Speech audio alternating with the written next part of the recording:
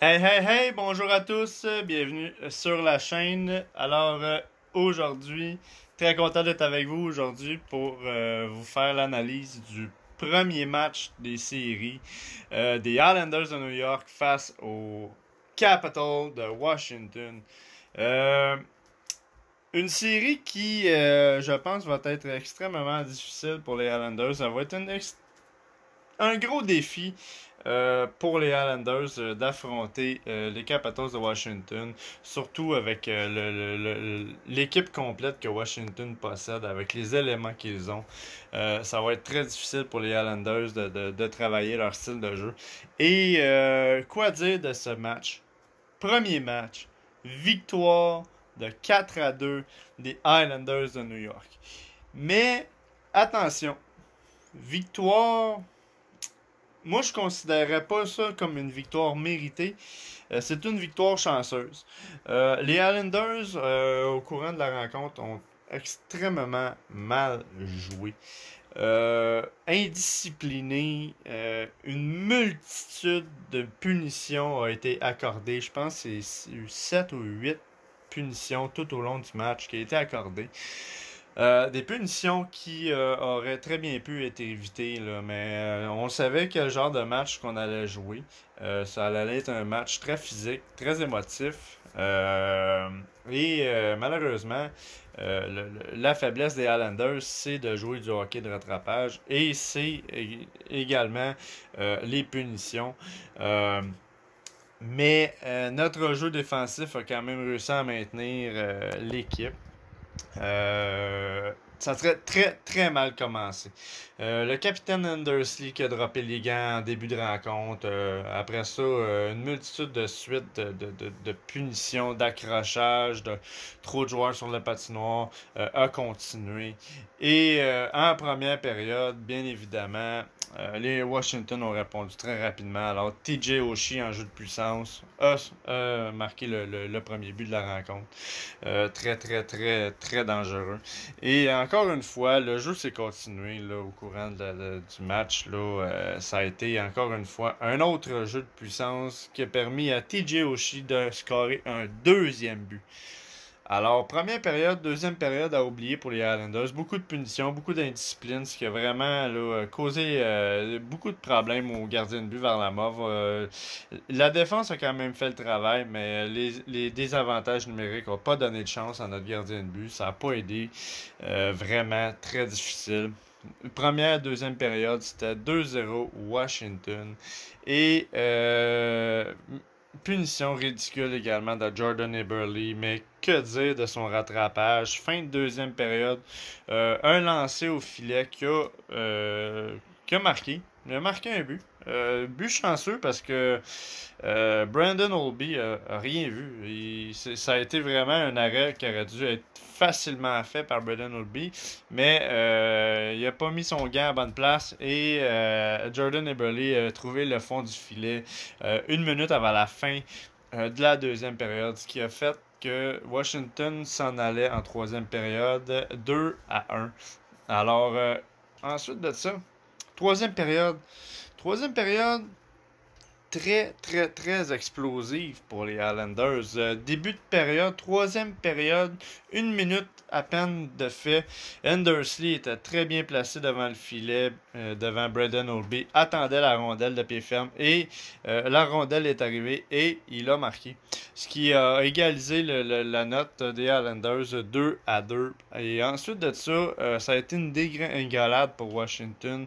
Le style défensif de Washington a vraiment pris là, un tout autre tournant. Là. Ça a été un match vraiment là, très très très spécial. Et ensuite de ça, encore une fois, les Islanders ont continué à jouer avec des mauvaises punitions, des désavantages numériques. Mais par chance,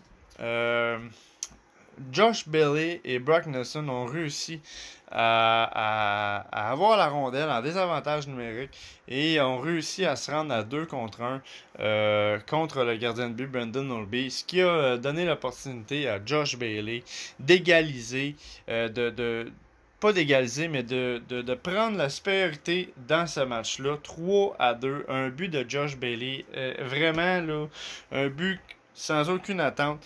Mais Josh Bailey a réussi à avoir le fond du filet en troisième période, ce qui a fait en sorte que les Highlanders étaient rendus 3-2.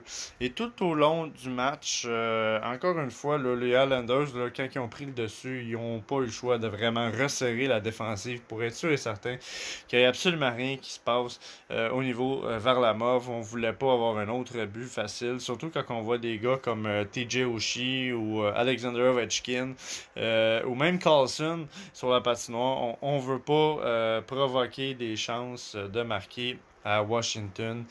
Et le match continue. Et ensuite de ça, encore une fois, Barzal maintient la rondelle, réussit à faire une belle passe à Anthony Beauvillier juste en avant du filet. Et Anthony Beauvillier, boum, un autre but.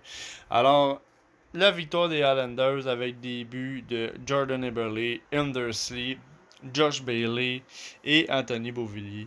Et on a eu des belles passes. Brock Nelson a eu 2 mentions d'aide. Barzal a eu une mention d'aide. Je pense que Komarov également. Bref, match très émotif, vraiment là, victoire complètement inattendue des Highlanders. Après les 2 premières périodes, quand c'était 2-0, Washington, malheureusement, je n'y croyais plus. Pour la simple et unique raison que les Highlanders ont de la misère à jouer avec du hockey de rattrapage. Ça fait pas partie de leur zone de confort. Mais la défensive s'est tenue solide. Les joueurs clés des Highlanders, les joueurs importants de la formation ont vraiment répondu présent, n'ont pas baissé les bras, ils ont continué à jouer là, du très beau hockey, ont réussi à récupérer des rondelles avec des belles opportunités et ils ont joué comme s'il n'y avait pas de lendemain. Ils ont utilisé le potentiel des opportunités à fond et ça a provoqué la dégringolade de Washington. Alors, que dire de ce match numéro 1? Match très physique, match très intense, risque d'être une série extrêmement intéressante. Est-ce que les Highlanders vont réussir à maintenir un tempo comme ça? Je pense que si les Highlanders veulent se rendre loin dans cette série-là, ils n'auront pas le choix de faire très attention aux punitions ridicules. Et va falloir encore une fois renforcer plus la défense parce que il y a beaucoup de joueurs là, de l'autre côté qui sont très très très forts. Si les Highlanders veulent continuer sur leur lancée, il ne faudra pas qu'ils jouent du hockey de rattrapage.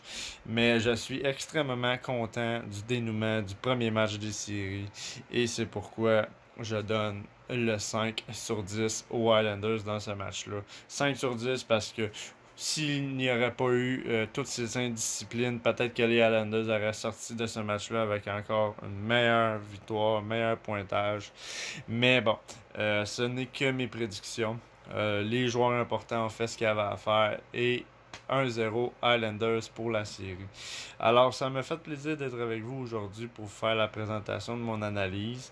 Très content du dénouement et je vous dis à la prochaine. Ne vous gênez pas à liker, partager, vous mettre sur ma page YouTube également, vous abonner. Je vais faire l'analyse du match numéro 2 également. Alors, merci d'avoir pris le temps de regarder la vidéo, d'avoir été avec moi aujourd'hui et je vous dis à la prochaine pour le prochain match des Islanders contre les Capitals. À la prochaine.